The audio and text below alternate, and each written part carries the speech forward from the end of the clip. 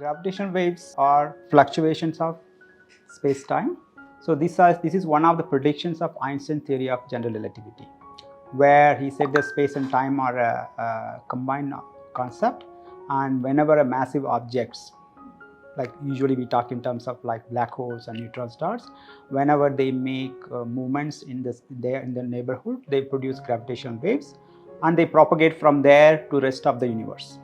And we can build a detectors on Earth or somewhere else to detect them, and those waves carry the signature information about the sources that produce the gravitational signal. By detecting those gravitational wave signals, we would be able to tell more about the sources that has produced. There's some very important differences, and it's related to the nature of the gravitational wave as compared to the nature of light. So gravitational waves, essentially, like Shivraj very nicely explained, are essentially ripples in the fabric of space-time, whereas gravitational waves are essentially photons. It's electromagnetic energy that propagates through space. So then, in order to detect photons or observe photons versus in order to detect gravitational waves, you need very different kind of instruments.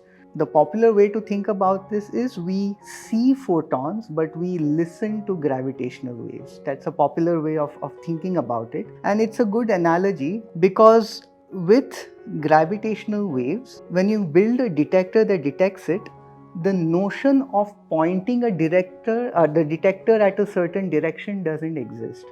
So a gravitational wave detector can essentially be thought of like a microphone.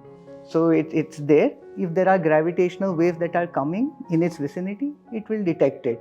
But just like with a microphone, it cannot tell you from which direction it came. But that's, I suppose, a slight disadvantage. But the big advantage of a gravitational wave detector is that because it can detect these gravitational waves, it turns out that these gravitational waves are extremely non-interactive with matter. So any intervening material from the source, the black holes that produced it, many millions and billions of miles away, there is a lot of matter in between, but the gravitational waves don't get affected by that because they interact very weakly with matter. So you can see the signal in its pristine form, uncorrupted. That is not the case with electromagnetic waves or light. So if you have intervening material with light, the signal very often gets corrupted, and one has to use very sophisticated techniques to uncorrupt it, and even then one is not sure always whether the correction has been made properly or not. But with gravitational waves, there's no such issue. We have discovered a lot of new things. Firstly, this is the first time we directly detected the existence of a black hole. Earlier, electromagnetically, we did discover black holes, but this was indirectly. So if matter falls into a black hole or accretes, it gives out some radiation that can be observed in the X-ray regime. Now, this was the direct detection where we actually saw two binary black holes colliding and the gravitational waves that originates due to this binary black hole. Now, the other thing that we observed discovered is we thought that black holes were not this massive. But the first gravitational wave that we observed, or the binary black hole that merged, were of the order of 30 solar masses. They collided to form a remnant black hole, which is all of the order of 60 solar masses. And now we have been observing multiple such binary black holes, binary neutron star and neutron star black hole mergers over the years. And so what we have realized, what we have understood is this mergers of binary systems are very common, and it happens a lot in our universe. The other thing that I just mentioned is we have also observed the first binary neutron star collision, and that resulted in, and we did not observe it just through our LIGO detectors or LIGO Virgo detectors, but also at that point of time, all the many electromagnetic telescopes were pointed in that direction, and this opened a new window of multi-messenger astronomy. So these are there are other things as well, but these are I think the most important sort of points. gravitational wave observation is non-electromagnetic. Generally, before gravitational wave astronomy came, our astronomy mostly was involved with electromagnetic wave. In that sense, is altogether a unique astronomy. Electromagnetic astronomy consists of, say, radio astronomy, X-ray astronomy. We knew perhaps black hole is there, but to have existence of a black hole, we require X-ray coming out from the neighborhood of the black hole, and that could give indirect evidence of the black hole. But gravitational wave, which is other than electromagnetic astronomy, had given direct probe of the black hole. And in other contexts, in order to answer your previous question, see, astronomy, as you know, is a huge universe. One has to depend on has to overcome various uncertainty in order to establish a result. Suppose by some astronomy, say X-ray astronomy or radio astronomy, one is able to establish existence of a black hole, for example. Now, black hole mass itself has some uncertainty. If you are able to reproduce or rather confirm same black hole, its mass, by alternate scenario here, which is the gravitational wave, it will be founded in a much stronger footing. In that context, I'll tell that for X-ray astronomy, as I already mentioning that X-ray astronomy is able to produce black hole, its mass, etc. But unfortunately, before gravitational wave appeared to us, black hole mass would be confirmed black hole mass, that is the black holes which are having mass, say, around few times mass of the sun, never was found to be above, say, 15 solar mass, 15 times mass of the sun. Gravitational wave astronomy had shown it could be 100 times black hole, 100 times mass of the sun, even 150 times mass of the sun, even intermediate black hole mass is possible. So in that way, even now coming back to your latest question, so it altogether can bring a new window, broad window to cover huge mass range as long as black hole is concerned.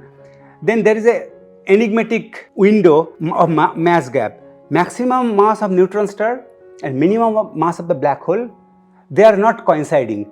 There is a gap between maximum neutron star mass and minimum black hole mass. Gravitational astronomy is able to pinpoint there is a possibility of mass in that window. So it kind of fills in the gap and kind of taking care of the entire spectrum of the mass of the astronomical compact object.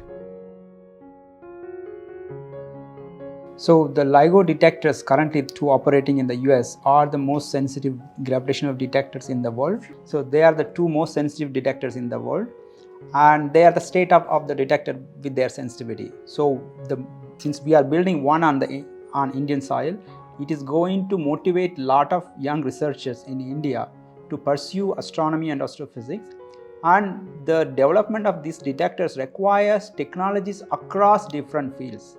It is not just that one particular field of engineering or sciences that are required to build. It is not the case. One has to have expertise in mechanical system, electronics, laser, even they need to know computing very well so that we can analyze the data well. And there are also a lot of electronics involved to collect the data. So the expertise required is across the field, and they are also state-of-art expertise. It's not regular day-to-day instrument. They should be very high sensitive instrument. So those expertise that we will bring to the country, and being one of the three global detector with sensitivity, we will also contribute to the science, astronomy science, observational science. So if you have more detectors, you will be able to well localize the source in the sky. And the localization is important because just using gravitational wave signals, we won't be able to do much of science. The science requires connection between different observations, and to happen, we need to know exactly the location of the source in the sky. With only two detectors, it is a bit difficult, and that's why people want to build more detectors, and having one detector on the Indian soil improves that localization pretty well. Once we have that information, then we can pass on that information to the other electromagnetic colleagues and say, we see a potential signal there. Can you use your telescopes to look in the direction and get more information? By combining information from the electromagnetic observation and the gravitational wave detectors, we would be able to tell a better story about what is happening over there. And that is an important point people are now interested in. Having a state-of-the-art detector on Indian soil will definitely motivate the younger generation. So education part will become important. And apart from that, the technology development also has to happen and also has to support the upgrades that we are planning for the detectors. That means it will also engineering domain in country will also develop, will be promoted to support these activities. So right now the project is approved. The government of India has approved the project and they have also allocated money to start the project. So that is provided by the Department of Atomic Energy and Department of Science and Technology. It is combined together because it's one of the mega science project that India is undertaking. It's difficult to fund by one entity. So both from funding perspective and also management perspective, they have used both Department of Atomic Energy and the Department of Science and Technology together to manage and construct and operate this detector. So the detector will be built in Maharashtra. It's Hingoli district. It's on the near on the city there. So that's where it is going to be built. I'm a physics graduate. I did my BSc in physics, I did my MSc in physics, and I also did my PhD in laser physics. I work for LIGO-India mega project. I'm part of the team. I worked with LIGO in the US. So the ecosystem at which a mega project operates, it's not a single institution that is always responsible, can take responsibility. So the way the LIGO collaboration built the mega project was for multiple institutes having expertise in multiple fields, domains, come together and enable astrophysics, astronomy, gravitational wave astronomy. That's how LIGO was born. In India, we have a lot of interest in the astrophysics domain. Students are still interested in pursuing astrophysics out of passion mostly, and those students, science is enabled. So we have a lot of people who do data analysis, who do theoretical astrophysics. The community is very strong, but the community that is not well established is the instrument science community, and that is not built just by scientists, it's built by scientists and engineers. So if you take the team or the international village that took to build LIGO, it took more than few hundreds of people to come together with expertise in different domains that I will not even know the ABC of, to come together. So now, as you say, people are training towards AI and ML. Our project LIGO is working towards incorporating AI and ML into the detector. So the scope always expands, it doesn't contract. And building of AI and ML doesn't mean that we won't need laser physicists or we don't need electronics engineers. And without an electronics engineer, LIGO would not happen. It's the same as saying somebody. So we are challenged in computing, in manpower in computing. Even though there are so many people who are well established in computing, we are short of manpower in computing resources in LIGO. So I think it should be more well advertised that students, if they find their passion in a particular field, that can be actually cultivated if you look at the right pathway that we can actually lead.